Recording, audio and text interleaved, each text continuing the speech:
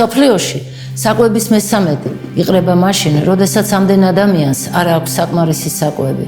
წარმოიდგინეთ, თურმე საკვების უმეტესობა ჩვენი სახლებიდან იყრება.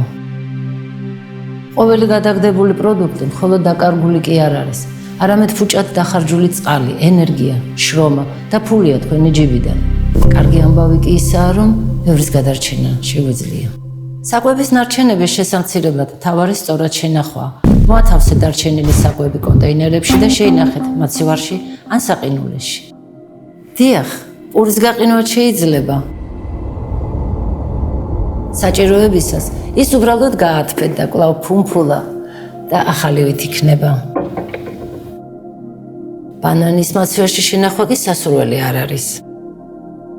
ყოველწლიურად მილიონობით ტონა ბანანი და ვაშლი იყრება მხოლოდ შეფერილობის გამო. თუმცა სრულიად ვარგისია.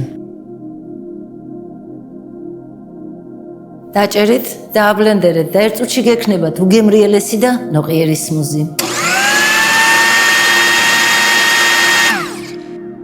გემრიელი, სასარგებლო და ნარჩენების გარეშე. თუ ბევრი საკვები დაგრჩათ, მოაწყვეთ ნამსეცობა, დაპატიჟეთ მეგობრები და ერთად ისიამოვნეთ. გემრიელი სუფრა, შესანიშნავი მეგობრების წრე და ნული ნარჩენები.